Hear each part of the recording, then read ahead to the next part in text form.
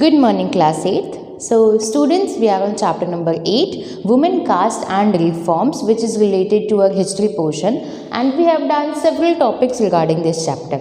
And today's topic is Ghulamgiri. सो पिछली classes से अगर हम इस टॉपिक को अगर रिलेट करें तो हमारा टॉपिक है caste and social reform. We have done women. इस चैप्टर का जो नाम है उसमें हमने ये सेक्शन कंप्लीट कर लिया है. अब हम कास्ट एंड रिफॉर्म्स की तरफ बढ़ते हैं कि वुमेन्स के रिगार्डिंग तो बहुत सारे जो सोशल रिफॉर्मर्स हैं वो आगे आ गए, कुछ वुमेन सोशल रिफॉर्मर्स भी आगे आई थी. पर जब हम यहाँ कास्ट एंड रिफॉर्म की तरफ देखें, कास्ट डिस्क्रिमिनेशन भी बहुत ज़्यादा हो रहा था उस टाइम पर. तो कास्ट डिस्क्रिमिनेशन को दूर करने के लिए कौन कौन से लोग सामने आए, that we have discussed in the previous class. आज का हमारा टॉपिक है उसी से रिलेटेड है गुलामगिरी. So let's start with today's topic. One of the most vocal amongst the low caste leaders was Jyotirao Phule. पास में ज्योतिराव फुले हमारे कॉलेज भी है.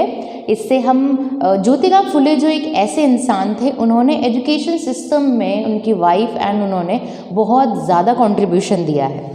अब यहाँ पर बात करें, यहाँ पर एक ज्योतिराव फुले की पिक्चर भी हमें प्रोवाइड करवाई गई है. तो ज्योतिराव फुले एक प्रोमिनेंट लीडर थे, एक वोकल मतलब अपनी बात को बेबाकी से सामने रखते थे. और उनका टॉपिक क्या है, यहाँ पर हम बोलेंगे लो कास्ट सिस्टम. ठीक है, आप लोग कास्ट के बेसिस पर डिस्क्रिमिनेट कर रहे हो, ऐसा नहीं होना चाहिए. अपनी बात को वो बेबाकी सबके सामने रखते थे. Born in 1827. सो अगर हम ज्योतिराव फुले की बात करें तो उनका जन्म कब हुआ था? ज्योतिराव फुले उनका जन्म हुआ है 1827 एंड जन्म हुआ है उनका पंजाब में. He studied in 2 school setup bye Christian missionaries. अब उनकी पढ़ाई कहाँ हुई थी? जो स्कूल क्रिश्चियन मिशनरीज़ ने, हम लोग पिछले चैप्टर में देख चुके थे कि जो चेंजेस थे उसमें क्रिश्चियन मिशनरीज़ का भी एक बड़ा हाथ था. वो भी चाहते थे देश में सुधार. तो क्रिश्चियन मिशनरीज़ के द्वारा जो स्कूल्स चलवाए गए थे उनमें ज्योतिराव फुले ने अपनी पढ़ाई करी थी. On growing up he developed his own ideas about injustice of caste society. He set out to attack the Brahmins claim that they were superior to others since they were Aryans. अब ज्योतिराव फुले जैसे एक इंसान, कोई भी एक बच्चा होता है, कभी कभी उसकी सोच बहुत सारे बच्चों से अलग होती है. ज्योतिराव फुले भी एक ऐसे बच्चे में से थे. वो एक ऐसे इंसान बने जिन्होंने अपनी सोच से लोगों को इम्प्रेस किया, प्रभावित किया. उनकी मतलब उन्होंने एक तरीके से अपने ही आइडियाज़ निकाले. मतलब क्या ज़रूरी है हमें कास्ट के बेस पर डिस्क्रिमिनेट करना, उनकी थिंकिंग थी. किसने कहा है कि लोगों को डिस्क्रिमिनेट किया जाए? ब्राह्मण्स अपने आप को ऊपर क्यों समझते हैं? क्या बेस है उनको अपने आप को ऊपर समझने का? तो ये उनकी थिंकिंग थी. Phule argued that the Aryans were foreigners who came from outside the subcontinent and defeated and subjugated the true children of the country, those who had lived here from before the coming of the Aryans. तो ऐसा 6th class की आपकी book में भी कहा गया है कि जो आर्यंस हैं वो बाहर से आए हैं इंडिया के अंदर रहने के लिए. एंड इंडिया में जो भी उस टाइम पर राज कर रहे थे, जो भी उस टाइम पर लोग रहते थे, उनको एक तरीके से उनके साथ लड़ाई की है, उन्हें हराया है. और जो सच्चे इंसान, ये सच्चे जो नेटिव लोग थे वहाँ के, उन लोगों पर एक तरीके से आकर उन्होंने हक जमा लिया है. आर्यंस ने बाहर से आकर जो लोग वहाँ पे बसे थे उन पर अपना हक जमा लिया है. As the Aryans establish their dominance, they begin looking at the defeated people as inferior, as low caste people. अब जब वो बाहर से आए हैं और बाहर से आके उन्होंने वहाँ के नेटिव लोगों को हरा दिया, तो जब हारने के बाद हम अपनी हारी हुई जो पार्टी है उसको थोड़ा निचला समझते हैं. तो वही बात यहाँ की जा रही है. उन्होंने कहा कि ब्राह्मण्स अपने आप को बहुत अपर समझते थे और जो हार गए हैं, जो कास्ट हार गई है, उसको इन्फीरियर समझते थे और लो कास्ट के तौर पर उन्हें ट्रीट करते थे. According to Phule, the upper caste had no right to their land and power. In reality, the land belonged to indigenous people, the so-called low caste. उन्होंने बोला ब्राह्मण्स का, अपर कास्ट का कोई हक नहीं है किसी भी ज़मीन पे, क्योंकि वो हमारी ज़मीन है। यहाँ लो कास्ट की ज़मीन की बात की जा रही है। आप लोग बाहर से आए हो, बाहर से आके आपने इधर हक जमा लिया, तो आपका किस बेस पे यहाँ की ज़मीन पर अधिकार हो गया? आपका कोई राइट नहीं है कि आप उस ज़मीन को अपने अंडर में लो। जो वहाँ के बिलोंगिंग वाले पीपल है, इंडिजीनियस पीपल हैं, जो वहीं के थे, आप तो बाहर से आए हो, जो वहीं के थे उनका पूरी ज़मीन पे हक है, जिन्हें आप क्या बोलते हो? लो कास्ट बोलते हो। Phule claim that before Aryan ruled there exist a golden age where warrior peasants tilled the land and ruled the Maratha countryside in just and fair ways. He proposed that Shudras, laboring caste, and Ati Shudras, untouchables, should unite to challenge caste discrimination. The Satya Sodak Samaj, an association fully founded, propagated caste inequality. जो फुले हैं उन्होंने ये बोला कि आर्यन के आने से पहले, यहाँ पर अपर कास्ट की बात की जा रही है, आर्यन के आने से पहले जो हमारी सोसाइटी थी ना बहुत ज़्यादा सुंदर थी, उसे गोल्डन एज बोला जाता था, सोने की चिड़िया हमारे देश को बोला जाता था, एंड स्वर्णिम युग था जब आर्यंस नहीं आए थे।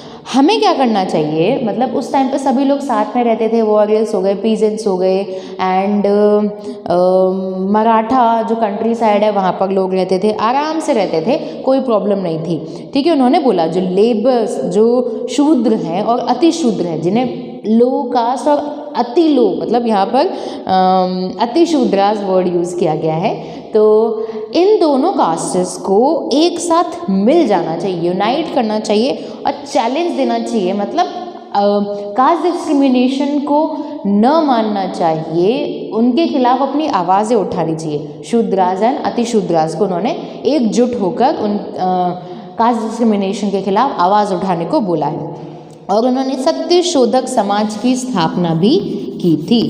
सत्य शोधक समाज, तो क्वेश्चन भी बन सकता है, हु फाउंडेड सत्य शोधक समाज? Okay, so the answer is Jyotirao Phule.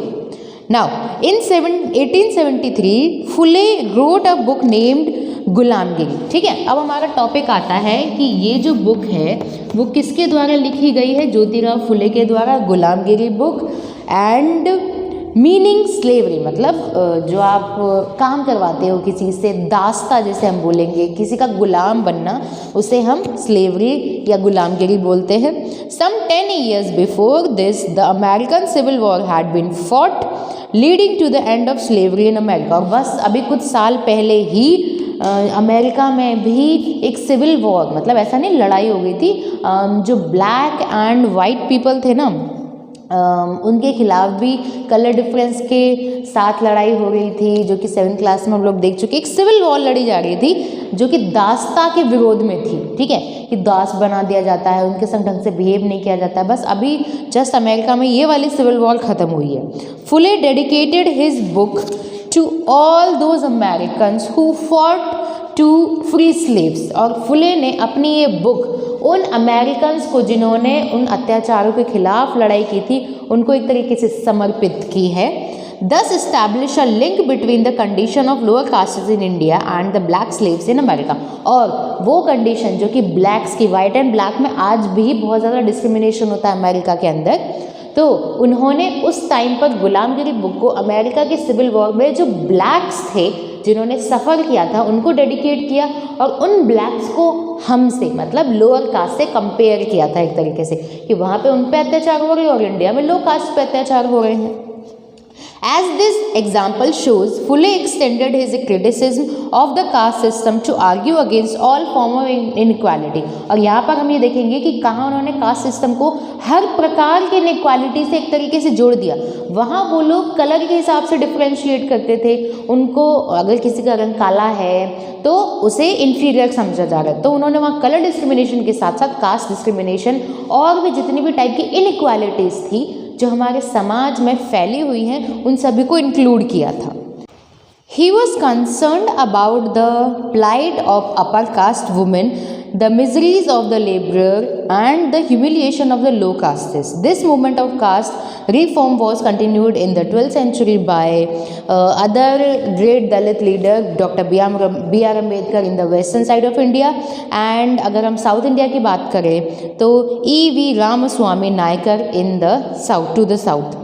So by this class we have completed Gulamgiri topic. In the next class we will discuss who could enter temples. Now इस टॉपिक में हम लोगों ने ये देखा है ज्योतिराव फुले ग्रेट लीडर थे, उन्होंने अपनी बातों को बेबाकी से रखा लोगों के सामने, और उनका मेन टॉपिक था कास्ट सिस्टम। अब कास्ट सिस्टम में उन्होंने ये कहा कि जो आर्यंस थे वो बाहर से आए थे, उन्होंने हम पर हक जमा लिया, और जो नेटिव लोग थे वो असली हकदार है ज़मीन के, फालतू में अगर हम बोलें उनका कोई हक नहीं है। जो अपर कास्ट के लोग हैं वो अपने आप को ज़्यादा सुपीरियर समझते हैं, ऐसा कुछ भी नहीं है। अब उसके बाद अगर हम बात करें, उन्होंने एक क्षत्रिय शोधक समाज की भी स्थापना की थी। उन्होंने एक बुक लिखी गुलामगिरी, जो कि उन्होंने डेडिकेट की अमेरिकन्स को जो कि आज़ादी पाना चाहते थे स्लेवरी से। उसके बाद उन्होंने अमेरिकन्स की जो सिविल वॉर थी उससे एक तरीके से इंडिया में जो कास्ट डिस्क्रिमिनेशन हो रहा है उसको उनसे रिलेट कर दिया। और यहाँ पर ज्योतिराव फुले के साथ साथ और भी लोगों ने अपना कंट्रीब्यूशन दिया था, जिनमें हम B.R. अम्बेडकर का नाम लेते हैं एंड साउथ में हम E.V. रामास्वामी का नाम लेते हैं। So that's it for today's class. I hope you all have understood Gulamgiri topic very well. So thank you.